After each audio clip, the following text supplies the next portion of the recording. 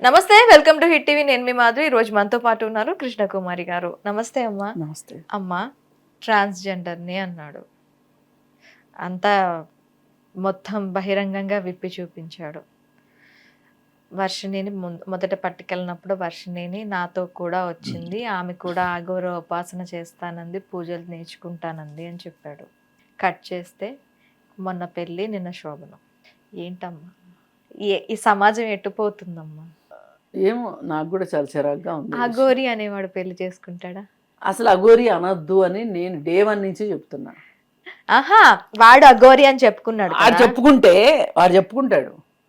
అసలు వీడు ఇంతటి ఓడ అవటానికి ఛానల్స్ కాదు కారణం, సోషల్ మీడియా కాదు. ఆ అమ్మాయిని తీసుకొచ్చి కూర్చోబెట్టి ఫోన్ ఇన్లో వాడిని తీసుకొని వాళ్ళిద్దరు విరహగీతాలు పాడుకుంటుంటే మీ పెళ్ళెప్పుడు, మీ శోభనం ఎక్కడా, మీరు పిల్లల్ని కంటారా, అసలు ట్రాన్స్జెండర్ అంటే ఏంటి, అసలు ఎవరు ట్రాన్స్జెండర్లు అవుతారు అనే ఒక మినిమం జ్ఞానం కూడా లేని మనుషులు మాట్లాడుతూ ఉంటే ఇవాళ చాలా బాధగా ఉంది. పాపం ఆ ట్రాన్స్జెండర్లు వచ్చి వాళ్ళు మొత్తుకుంటున్నారు. మా జాతి మీద ఒక చులకన భావం వస్తుంది. జోగిని సంధ్య అనుకుంటా. జోగిని అలాగే వచ్చింది.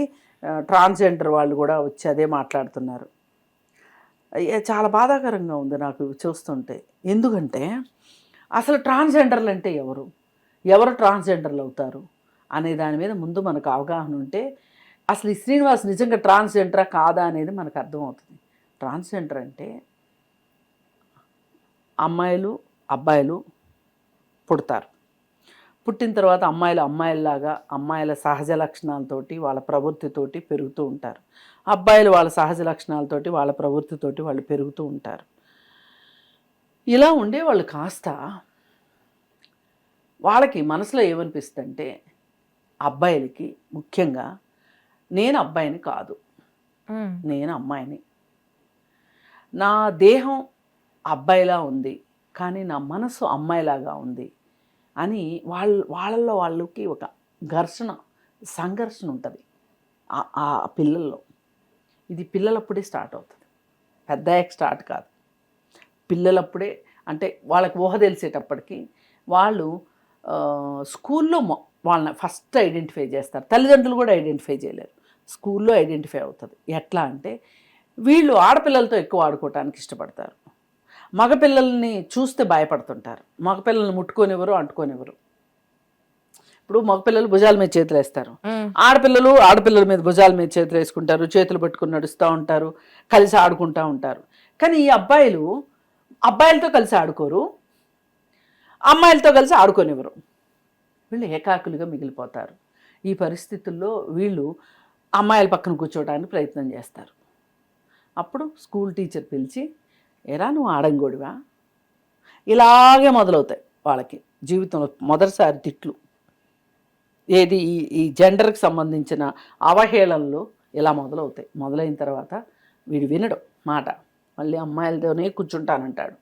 అప్పుడు వాళ్ళ పేరెంట్స్ని పిలిచి, మీ అబ్బాయి చిత్రంగా ప్రవర్తిస్తున్నాడు, అసలు అమ్మాయిలతోనే కూర్చుంటానంటున్నాడు, వీడికి అమ్మాయిలను ఏడిపించాలని ఉంది, బాగా బుద్ధి చెప్పి పంపండి అని చెప్తారు.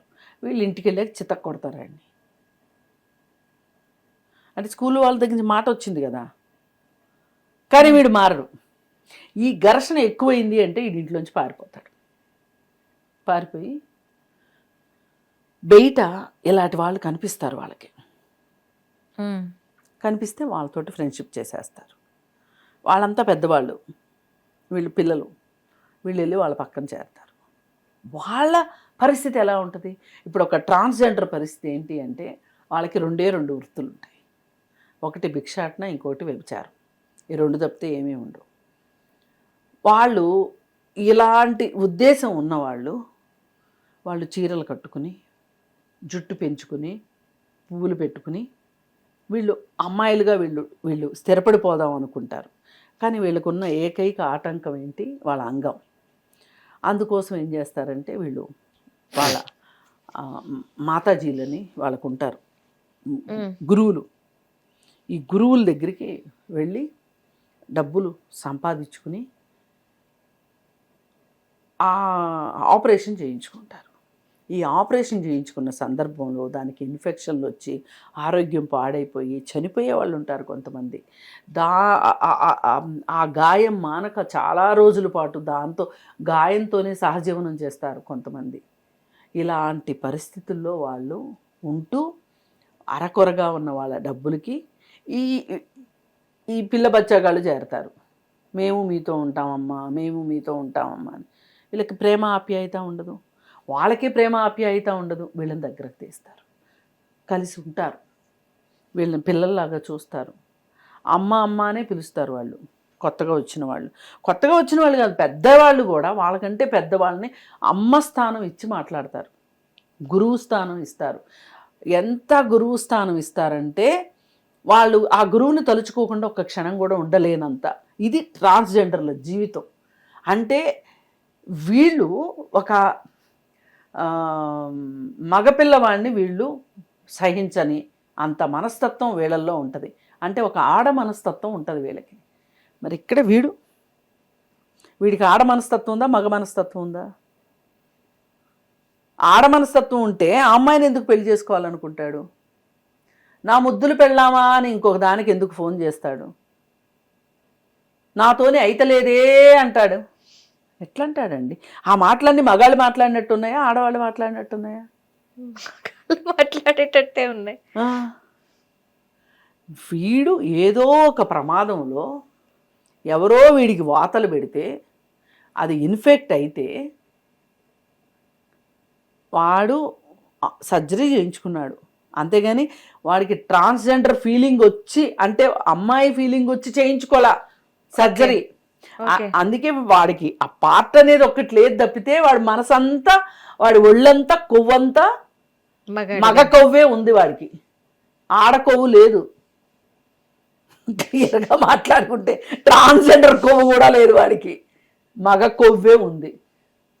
అందుకే వాడు కొవ్వెక్కిన మాటలన్నీ మాట్లాడుతున్నాడు. ఇప్పుడు మన ట్రాన్స్జెండర్ అంటే వీడు ట్రాన్స్జెండర్ కాదు, క్లియర్ అయిపోయింది. క్లియర్.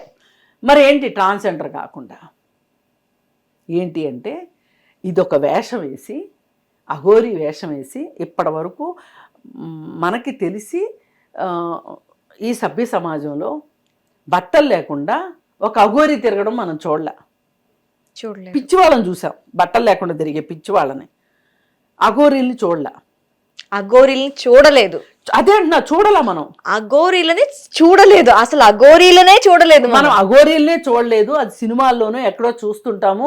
కుంభమేళాలప్పుడు వాళ్ళు బయటకు వస్తారంట, అది అది మనం వినడమే కానీ చూసింది లేదు. అలాంటిది వీడు అఘోరీ వేషం వేసుకుని సభ్య సమాజంలోకి వచ్చేసి, దీని వెనక ఒకటే రీజన్.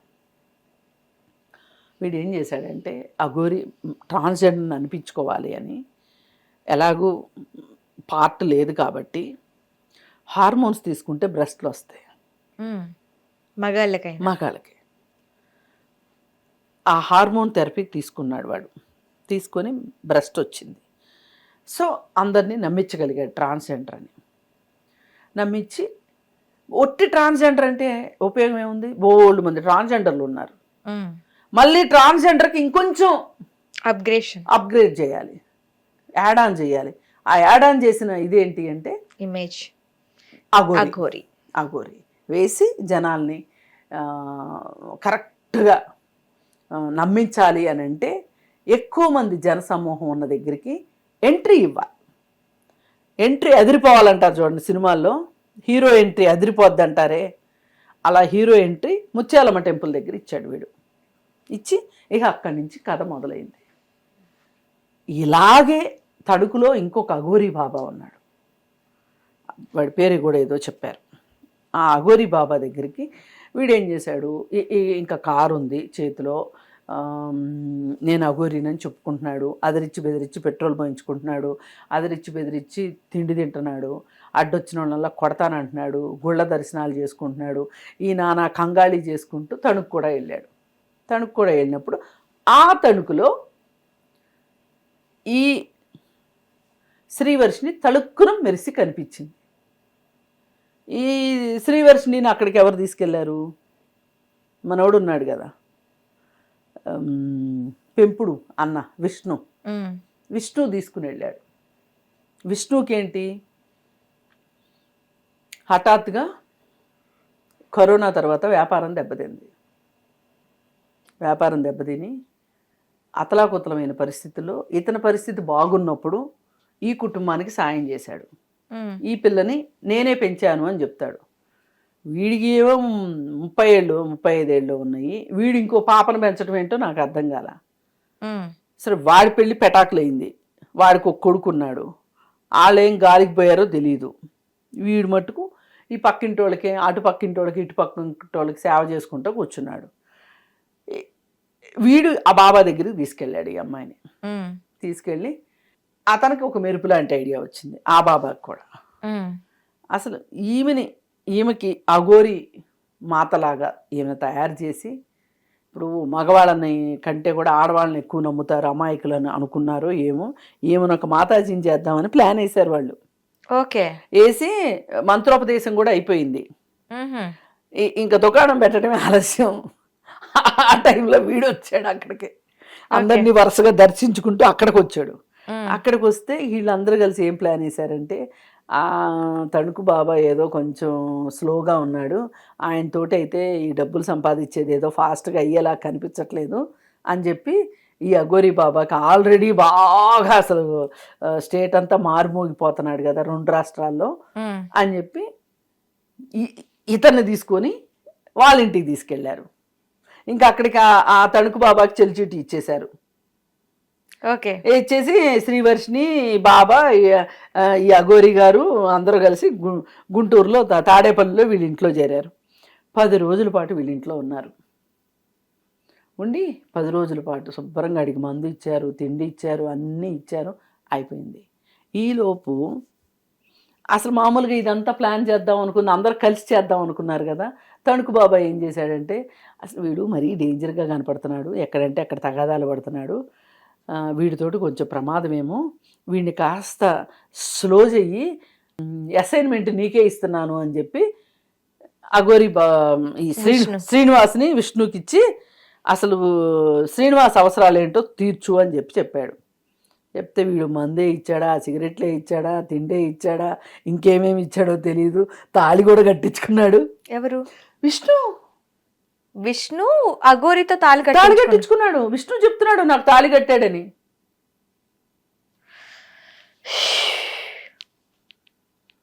ఇది కథ. అయితే వీళ్ళింట్లో తీసుకొచ్చున్నారు కదా, వీళ్ళకి ఏదో దుకాణం ప్లానింగ్లో ఉన్న సమయంలో వీళ్ళందరికీ ఎందుకు వాటాలు ఇవ్వాలి? కష్టపడేది నేను, మహా అయితే కష్టపడేది ఆ అమ్మాయి, వీళ్ళందరికీ వాటాలు ఎందుకు ఇవ్వాలి అని చెప్పి దీన్ని తీసుకుని జంపజలానిలాగా వెళ్ళిపోయాడు. ఓకే, గుజరాత్ వెళ్ళిపోయాడు. ఓకే, వీడికి ఆశ జావక విష్ణుగాడు మళ్ళీ గుజరాత్ వెళ్ళాడు. వెళ్ళి అమ్మాయిని తీసుకొచ్చుకున్నా కాదుకూడదు అని చెప్పి మళ్ళీ జెండా ఎత్తి హైదరాబాద్లో చేరి హైదరాబాద్లో ఒక న్యూస్ ఛానల్లో తేలింది. న్యూస్ ఛానల్లో తేలటంలో వెనకమాల అర్థం ఏంటి అంటే, న్యూస్ ఛానల్ వాళ్ళు వాళ్ళ వ్యూవర్షిప్ కోసం వాళ్ళు పెట్టుకున్నారు, నేను పలానా చోట ఉన్నాను అని చెప్పి ఇండికేషన్.